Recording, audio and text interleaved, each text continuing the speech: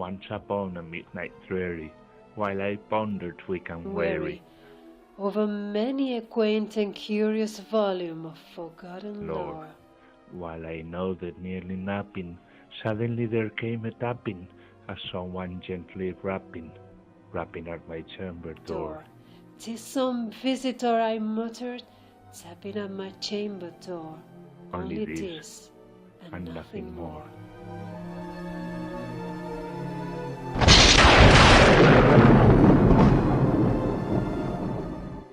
Oh, distinctly I remember, it was in the bleak December, and each separate dying ember wrote its ghost upon the floor. Eagerly I wished the morrow, vainly I had sought to borrow from my book surcease of sorrow, sorrow for the lost Lenore, for the rare and radiant maiden, whom the angels name Lenore, nameless here for evermore.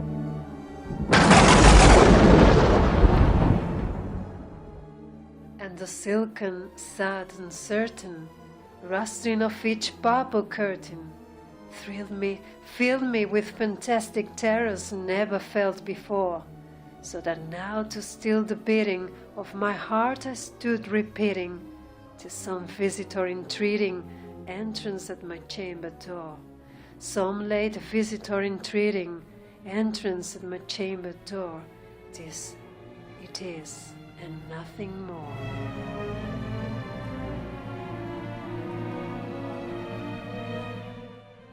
Presently my soul grew stronger, hesitating then no longer. "Sir," said I, "or madam, truly your forgiveness I implore.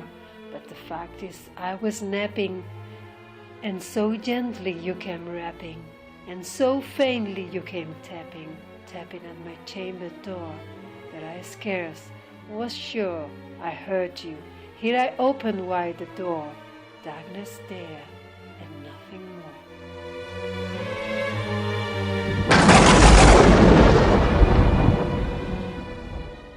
Deep into that darkness peering, long I stood there wondering, fearing, doubting, dreaming dreams no mortal ever dared to dream before.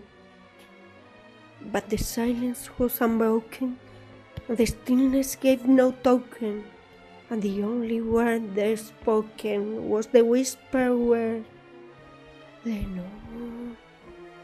This I whispered, and an echo murmured back the word, "Lenore." Merely this, and nothing more.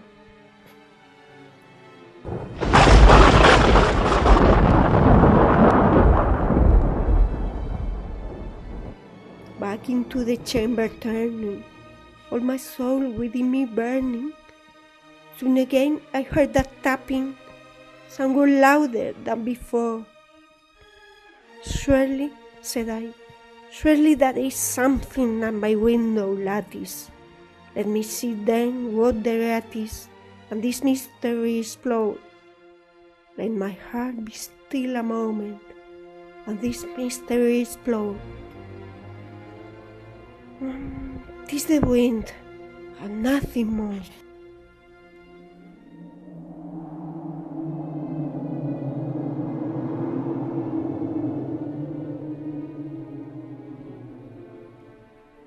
Open here I flanked the shutter, when with many a flirt and flutter, in there stepped a stately raven of the saintly days of yore. Nor the least obeisance made he, nor a minute stopped or stayed he, but with mien of lord or lady perched above my chamber door, perched upon a bust of Pallas, just above my chamber door, perched and sat, and nothing more.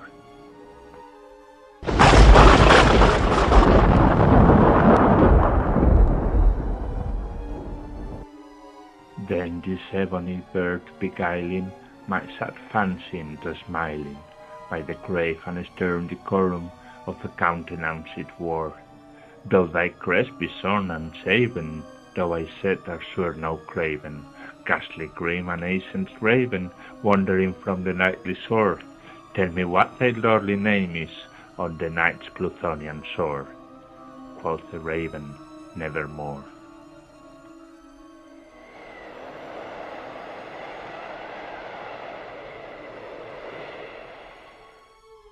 Much I marvel this ungainly fell to hear discourse so plainly, though its answer little meaning, little relevancy bore, for we cannot help agreeing that no living human being ever yet was blessed with seeing bird above his chamber door, bird or beast upon the sculptured, best above his chamber door, with such name as nevermore.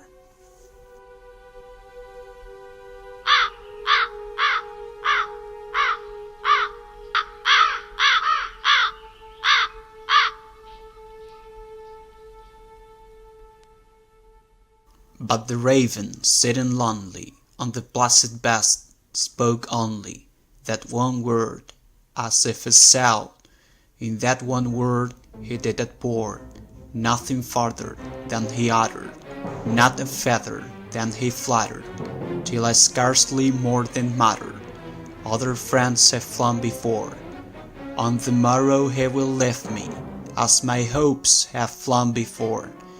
Then the bird said, nevermore.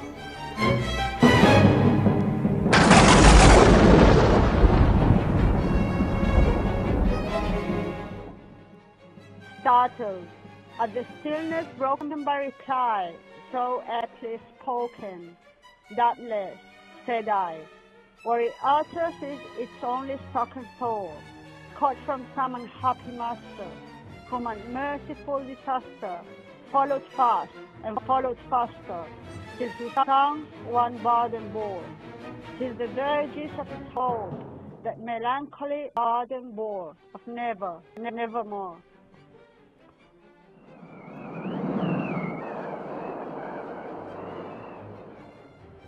But the raven, still beguiling all my fancy into smiling, straight I wheeled a cushioned seat in front of birds and bust and door.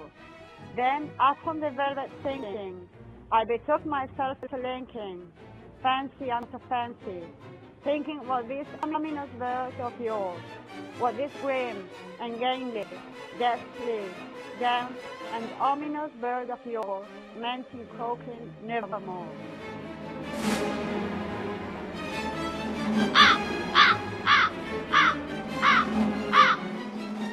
This I sat gazing, but no syllable expressing to the foe whose fiery eyes, no burning to my bosom's core. This and more I sat diving, with my head at ease reclining on the cushion's velvet lining, that the lamplight glowed o'er, but whose velvet violet lining, with the lamplight gloating o'er, she shall press, nevermore.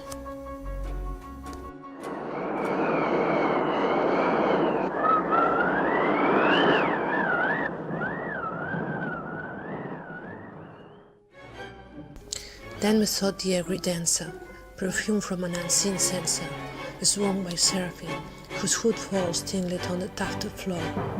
Wretch, I cried, thy God hath lent thee, by these angels he hath sent thee respite and nepenthe, from the memories of Lenore. Quaff, oh quaff, this kind nepenthe, and forget this lost Lenore. Quoth the raven, nevermore.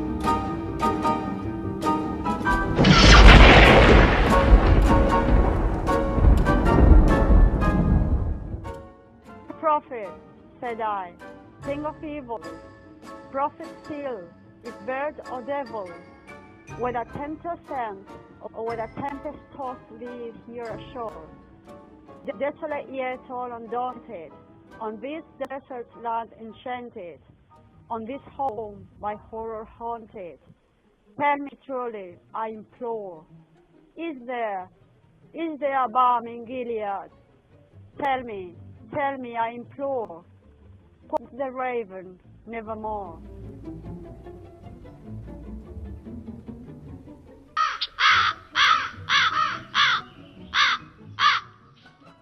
Prophet, said I, think of evil. Prophet still, if bird or devil, by that heaven that bends above us, by that God we both adore. Tell this soul with sorrow laden if, within the distant Hayden, it shall clasp a sainted maiden, whom the angels name Lenore. Clasp a rare and radiant maiden, whom the angels name Lenore. But the raven nevermore.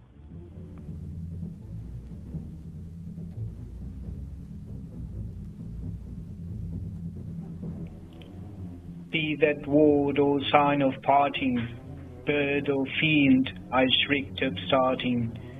Get thee back into the tempest and the night's Plutonian shore. Leave no black plume as a token of that lie thy soul hath spoken. Leave my loneliness unbroken. Quit the bust above my door. Take thy beak from out my heart, and take thy form from off my door. Quoth the raven, nevermore.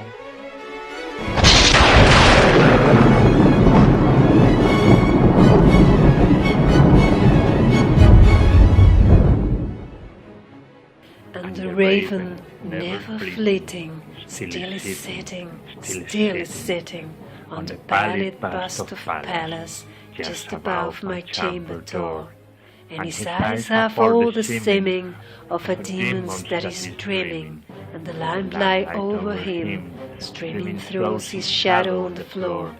And my soul from out the shadow that lies floating on the floor shall be lifted nevermore.